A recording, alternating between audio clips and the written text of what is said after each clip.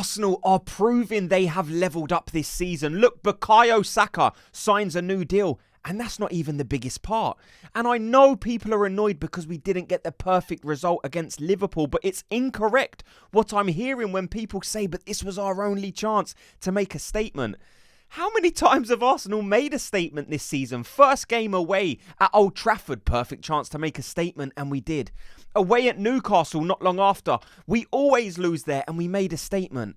And then you play Atletico Madrid in the Champions League and you make a statement. North London derby, perfect chance. It's imperative you win there. You have to make a statement, and we did. 3 days later, Bayern Munich, best team in the world. Oh, this would be brilliant if Arsenal can make a statement. What do? We make another statement. And then Villa. After just getting beat, people saying this is a must win. Arsenal have to make a statement. Once again, Arsenal made a statement. So yes, in a perfect world, Arsenal would have made a statement against Liverpool. But their pen probably ran out of ink due to the amount of statements they had already made throughout the season. Look, there's so much I want to speak about in this video. Help me out, though, very quickly. Hit like and subscribe. Arsenal play Portsmouth tomorrow in the FA Cup. And you know what happens. If you get the correct scoreline, then in the breakdown video after the game, I will give you a shout out. So let me know your Arsenal versus Portsmouth score prediction. This game is mental. Look, and this overreaction I'm seeing from Liverpool, I want to touch on very quickly because it's stark, the contrast. If you go back before the game versus after the game, like this, before the game in my comment sections, if you go where I was asking people the score prediction, there were multiple tens, hundreds even, of people saying, I think Arsenal are going to score 5, Arsenal are going to score 6. People were even saying or predicting Arsenal to score 7 goals against Liverpool. So how can you go from holding Arsenal in that high regard to all of a sudden, just because you drew the game, Arsenal are rubbish? Arsenal are not good enough to win the league. Man City could very well catch Arsenal. I don't see how you can flip so quickly from expecting Arsenal to dominate the current Premier League champions to, if you get a draw, all of a sudden the whole team isn't good enough. In an attacking sense, Arsenal need to go out and buy players.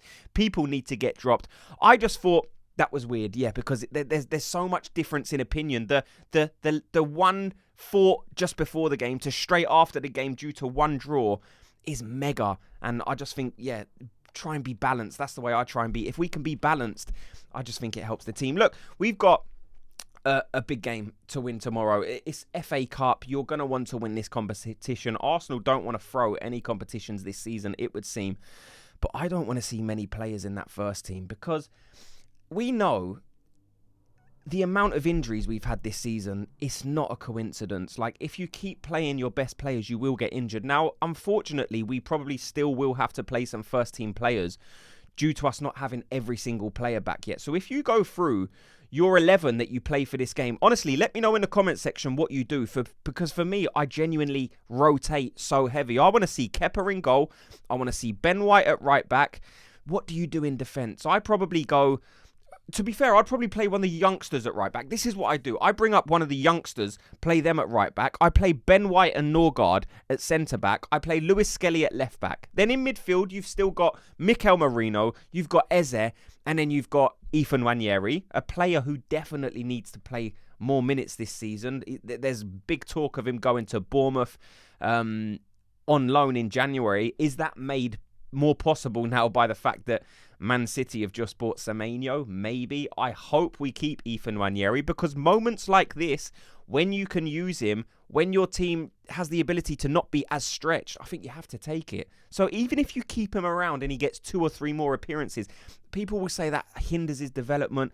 Let's just win the title first. Let's win whatever we need to win, and then we can focus mainly on player development. There's no good developing players if you're not going to win titles with them, if you're not going to be in the position to actually use that player and win a trophy. So for me, yeah, I keep Ethan Nwaneri and I play him in this game. Right wing, I go Madueke. Left wing, I go Martinelli. Up front, I go Gabriel Jesus. So again, you've got the mix of young players. Look, if Mikel Arteta's got some more young players he can play in this game, brilliant.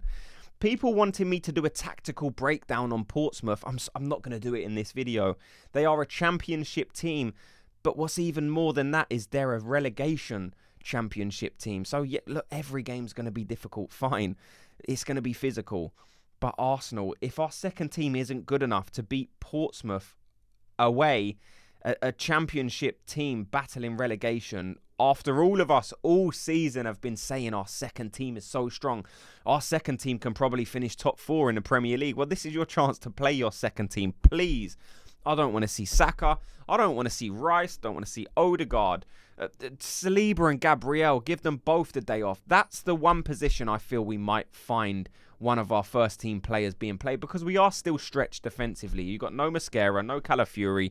You got Nkapie out. You've got so many guys that are injured that could play in that position. So if he plays Saliba and Gabriel, it won't be ideal, especially with both of them just coming back from injury. That's why I just go Ben White and then Christian Norgard. We've seen them both play in that position at some point in their career, and they're good enough. They're good enough for a relegation team Portsmouth, in my opinion. Then you play the young right back, play Lewis Skelly. Again, still got enough firepower. You got players like Eze, Marino, Ethan Nwaneri, Madueke, Martinelli, Gabriel Jesus. Play that team. You get a comfortable result. And yeah, if you've got some younger players, use them as well. Let's talk about Saka, because he signs a new deal. Massive. I don't like the dialogue being aimed at Saka this season, if I'm being honest. Now, I'm totally understanding that everyone has different thoughts and opinions about players. And if someone's thinking Saka, in my opinion, this season isn't as good as he was last season, well, then that's fine. That's your opinion. I still think there is a wonderful player in there. Saka is Arsenal. He's the star boy. He is the main player of Arsenal. So to have him signed to a new deal just shows that Arsenal are different, because not only does it improve our team, right, his numbers aren't quite as good as last season, the season before, and even the season before that, but he's had injuries. There are some circumstances as to why his numbers aren't quite as high, but it just shows how many times over the decades have we seen Arsenal losing their best players to teams like Real Madrid, Barcelona, Man City. Every single one of those teams would take, right now, Bukayo Saka. Bayern Munich, Barcelona, Real Madrid, any team in world football, if they was offered the chance to sign Bukayo Saka, of course they would. So to the Arsenal fans saying, he's not really good enough, I don't see what you're seeing. Like, just how dangerous is Bukayo Saka? And look, he might not have scored on the weekend or whenever the game was, midweek, but the amount of chances he creates, the confidence to constantly go past his fullback is so... And again, people can say, yeah, but he shoots too much, doesn't find the right option. We have to play Madueke. Look, I like Madueke. I've said Madueke's been brilliant, but he's not as good as Bukayo Saka. His goals aren't higher. His assists aren't higher if you go back and look at his work. So, yeah, look, both of them are great players. In this game, I definitely play Madueke for sure. I think there's an interesting discussion to come up about Gabriel Jesus, because there's, like, you guys can see and sense the heat on Victor Gyökeres. I might put it in a different video because the conversation is so fierce around Victor Gyökeres. Definitely a player that splits opinion so much in the Arsenal fan base. And I know that because I'd done a video, what was it, 3 or 4 days ago, asking who plays. Is it Jesus or is it Gyökeres? Most people at that point were almost united in their opinion that no, it's definitely Victor Gyökeres. But since that game, people definitely have turned. Even people that were pro Victor Gyökeres are starting to think, do you know what? If he's not scoring, then maybe I do play Gabriel Jesus. I can't wait for Kai Havertz to come back, which is a statement most people would never thought I would have said. Look, and I've backed Havertz on this channel. If anyone's been watching this channel for over a year, they will know that when Kai Havertz came in, I was happy. Since he's been here, I've been happy. I really like Kai Havertz. I think he's so underrated, even in terms of his goal scoring. Look back at Kai Havertz last season or the season before.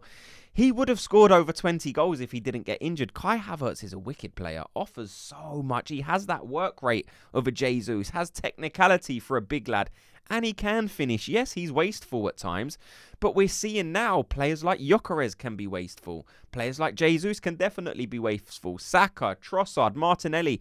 Not every shot is guaranteed to go in, and we've definitely missed Kai Havertz since he's been missing. But let me know your thoughts on everything you've heard in this video. Thank you so much to everyone for watching and listening. Before you go, if you could do me a quick favor, just hit like and subscribe, and I'll speak to you all in tomorrow's video. Gooners, have a good day.